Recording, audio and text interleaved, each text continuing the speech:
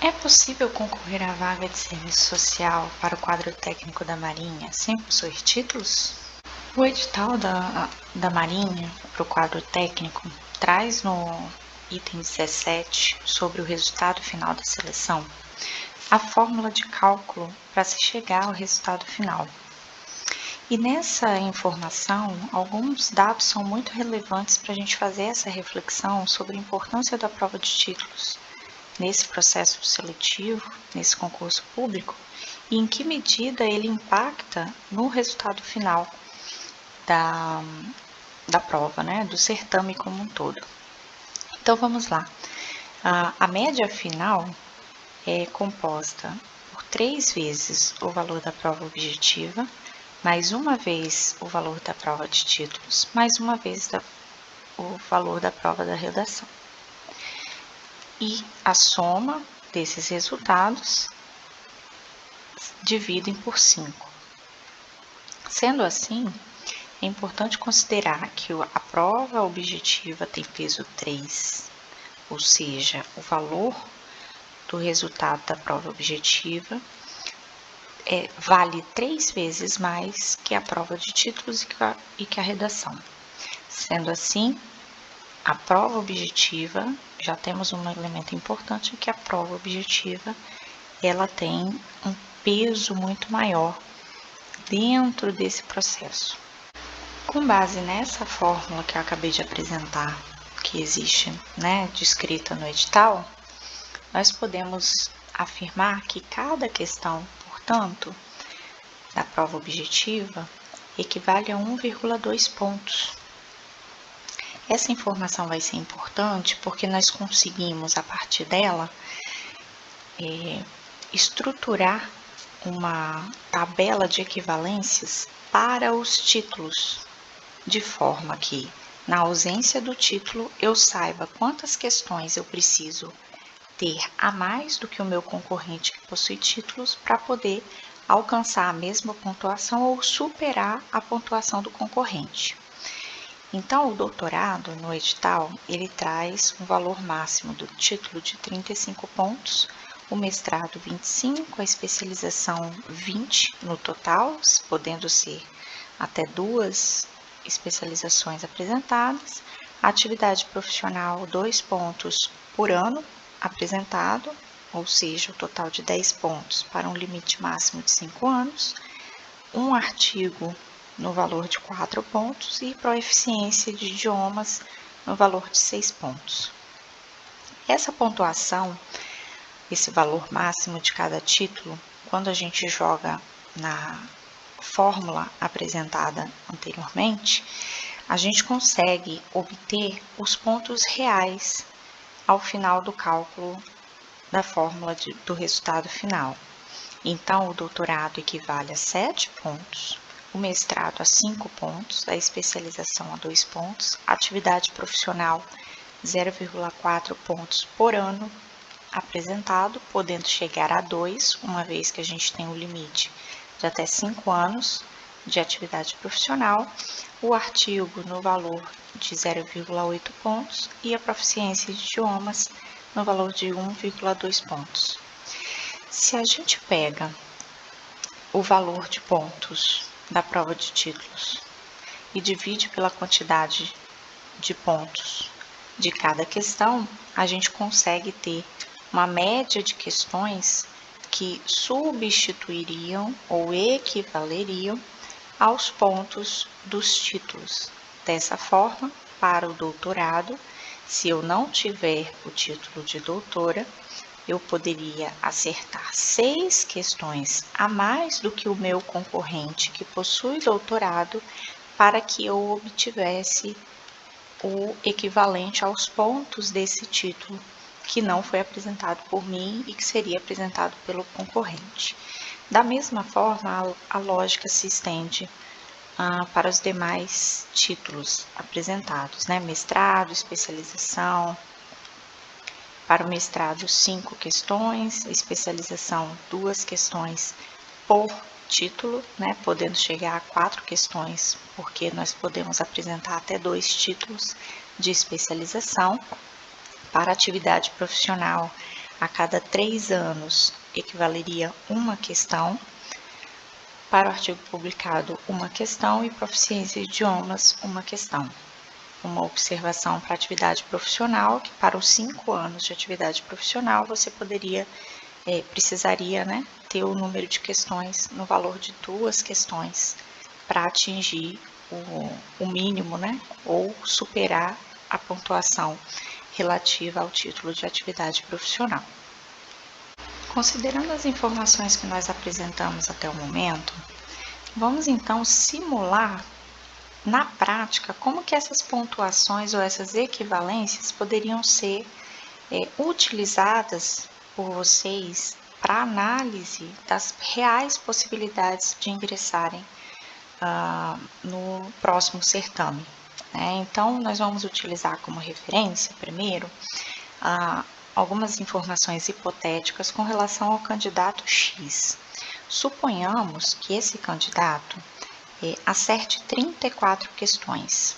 Ele acertando 34 questões, ele tiraria na prova objetiva um valor de 68 pontos. Suponhamos que esse candidato X, além dos 34 acertos, ele também tire uma nota de aproximadamente 71 pontos. Ele teria um total bruto de 139 pontos, considerando que aquela fórmula que a gente apresentou no início considera o peso 3 para a prova objetiva, os 68 pontos são convertidos em 204 pontos. A redação, como tem peso 1, ela tem, então, permanece os 71 pontos, e suponhamos que esse candidato, ele tenha um mestrado, 2 especializações, que é 20 pontos, e um artigo ou 2 anos de experiência profissional, que corresponderia a 4 pontos. Então, ele teria o total de 49 pontos.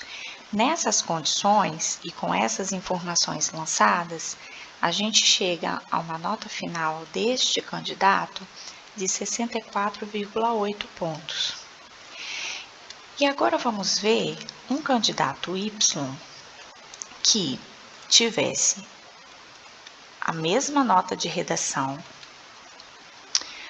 mas ele não tivesse nenhuma pontuação na prova de títulos e ele acertasse 9 questões a mais do que o seu concorrente candidato X, que tem 49 pontos. Nesse caso, percebam que a nota final do candidato Y, mesmo não tendo prova de títulos, mesmo tendo zerado na prova de títulos, somente utilizando o recurso, realizando uma boa prova objetiva, conseguindo atingir um nível acima de 80 pontos, ele conseguiria se classificar, estar à frente do candidato que possui prova de títulos. E aí, considerando essas informações que eu trago para vocês até o momento, eu já faço a primeira provocação. É mais fácil eu conseguir acertar 9 questões a mais do que o meu concorrente, ou é mais fácil eu conseguir um mestrado, 2 pós, um artigo ou 2 anos de experiência estudando, para a prova objetiva. Percebam que é possível, se nós focarmos numa boa prova, em realizarmos uma boa prova, se estudarmos adequadamente, as nossas chances de ser classificados para as próximas etapas é muito maior do que se a gente ficar se apegando, nos apegando somente à prova de títulos. Isso não significa que a prova de títulos não seja importante. Ela é muito relevante e ela é classificatória, Portanto, ela pode tanto te jogar para cima quanto também te jogar para baixo, a depender de como foi o seu desempenho na prova objetiva. Mas o que eu quero chamar a atenção é de que a prova objetiva, ela é o pontapé inicial para você ter continuidade no certame. Porque não adianta ter também se preocupar com a prova de títulos e esquecer que a prova objetiva é quem vai te permitir continuar no certame ou vai te eliminar, certo? Porque só é aprovado, só segue para a análise da redação e para as outras etapas dos eventos complementares, aquele candidato que estiver dentro da nota de corte e que estiver dentro do número de vagas para as análises das outras etapas. Se são 5 vagas, serão convocados candidatos 3 vezes o número de vagas. Então, 3 vezes 5, 15. Se forem 2 vagas, 2 vezes 3, 6. Então, serão 6 candidatos convocados. Se for uma vaga, serão 3 candidatos convocados, com as melhores notas da prova objetiva. Então, a prova objetiva é o pontapé inicial que vai ou te manter no certame ou te eliminar do certame, ok? E para a gente poder visualizar isso ainda mais na prática, eu trouxe para vocês algumas informações com relação aos candidatos 2021, 2020 e 2029, para vocês visualizarem como que esse cálculo, né, e como que a prova de títulos, você ter muitos títulos, não necessariamente é o que vai te garantir ingressar no certame. No ano de 2021, por exemplo, nós tivemos uma vaga disponibilizada pela Marinha e, portanto, nós tivemos 3 convocados, que foram os 3 com as melhores notas na prova objetiva.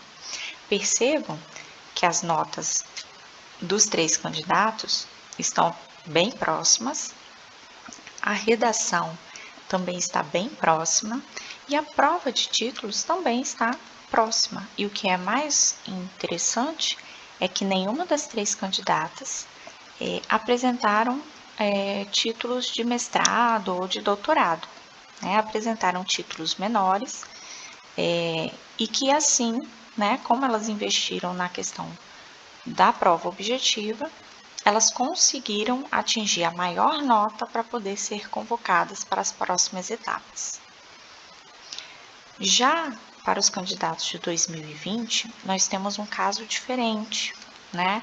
Nós temos na relação de candidatos convocados para os eventos complementares, que tiveram suas redações analisadas, corrigidas, nós temos 2 notas mais elevadas, né, acima de 80, de 80 acima, que é a nota 84 e 80. Depois a gente tem nota 78, 76, 74, 72, 70, até 68.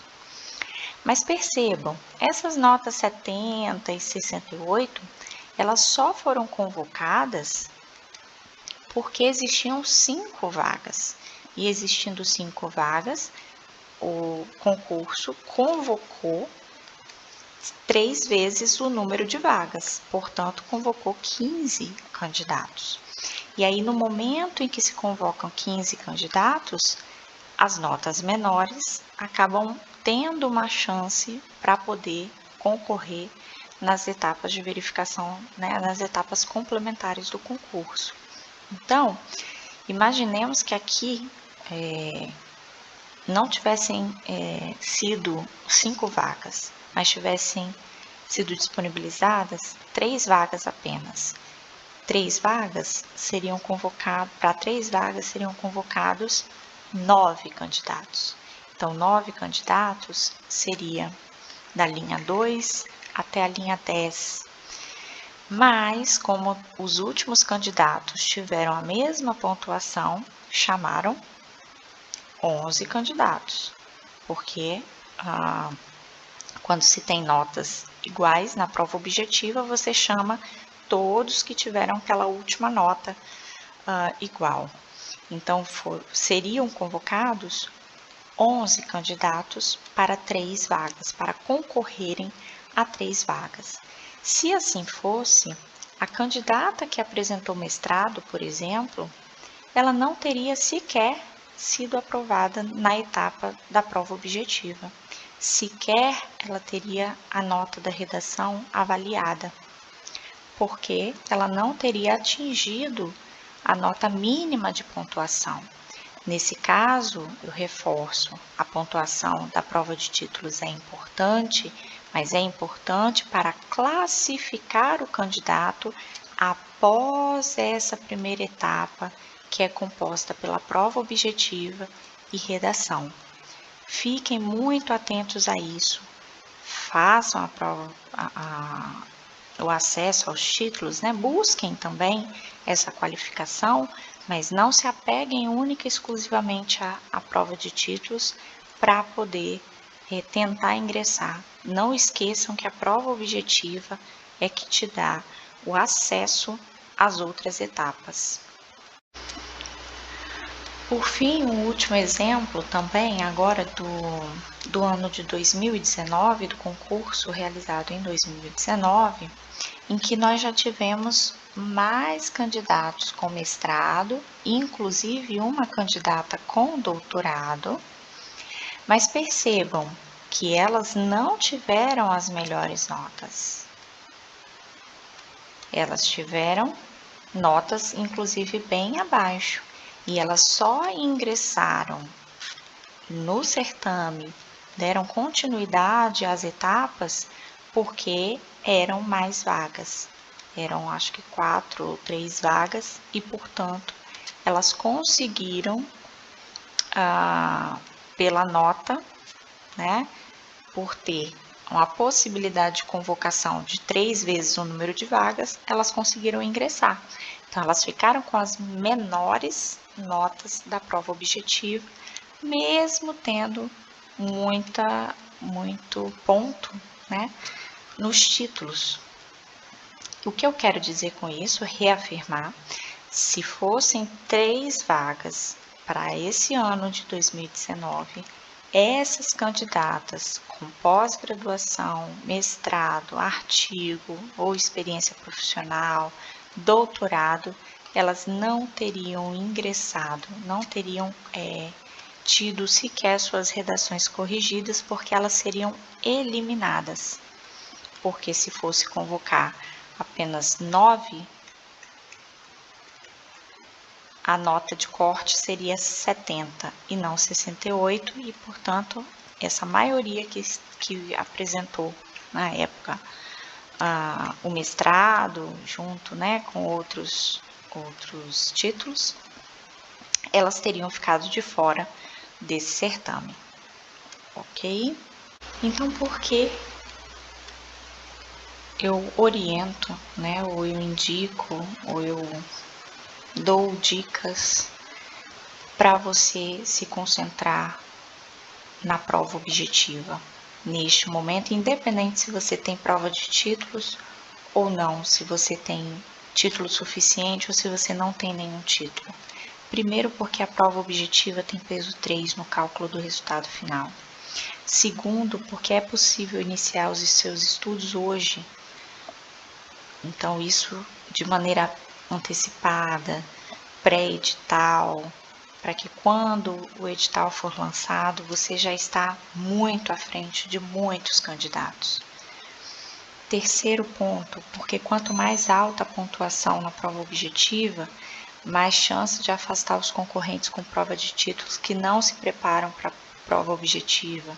A gente sabe que muitos candidatos, às vezes por acreditar que a prova de títulos é suficiente para ser classificado, esquecem ou por N questões acabam priorizando outras coisas e não o estudo direcionado para a prova objetiva. E por fim, porque a prova de título, para você alcançar níveis, né, mais elevados de nota para a prova de títulos, isso vai te exigir muito tempo. E será que é válido você concentrar esforços para conseguir mais títulos para além do que já é comum, como nós observamos aí nos anos anteriores, como que foi a média de pontuação? Em média 30, 34 pontos, o normal, dos candidatos a apresentarem títulos é em torno de 30 a 34 pontos, entre 20 e 34 pontos, e concentra os esforços na prova objetiva. Então, o tempo que você gastaria para realizar um mestrado ou um doutorado, se você não está com essa pretensão no momento, eu oriento, mas é uma orientação muito pessoal, porque eu fiz essa opção num dado momento da minha vida, de concentrar esforços para a prova objetiva e realizar o mestrado e o doutorado num outro momento, depois de já estar integrando o quadro da Marinha, depois de já ter atingido o meu objetivo. Então, essas informações eu trouxe para que vocês compreendam a realidade, especialmente que deem atenção ao que o edital traz, principalmente com relação à forma de cálculo. A cada edital é necessário confirmar se houve mudanças nesse cálculo ou não, porque isso vai impactar diretamente também a sua programação, o seu planejamento de estudos. Espero que vocês tenham compreendido as informações, que vocês aproveitem essas informações, comentem, perguntem, né, esclareçam aquilo que não conseguiram compreender. Nos sigam no Instagram, no @QTMarinha Serviço Social, e continuem os estudos. Se não iniciaram, esse é o momento de iniciar, dá tempo, é possível, mesmo sem título, ser classificado. Claro que vai exigir um pouco mais, mas não é impossível. Não permitam que a ausência ou o excesso de prova de títulos, de pontuação na prova de títulos, te desestimule no estudo para a prova objetiva, que tem que ser o foco inicial. Em seguida, a redação, da mesma forma, que vai ajudar a minimizar, né, os impactos da prova objetiva, mas o foco tem que ser, nessa primeira etapa, a prova objetiva. Se preparem com antecedência, se organizem a vida estudantil de vocês, de preparação, que vocês podem sim estar, né, dentro desse número de candidatos que vão concorrer a uma, a duas, ou quantas vagas forem necessárias. Ok? Abraços e até!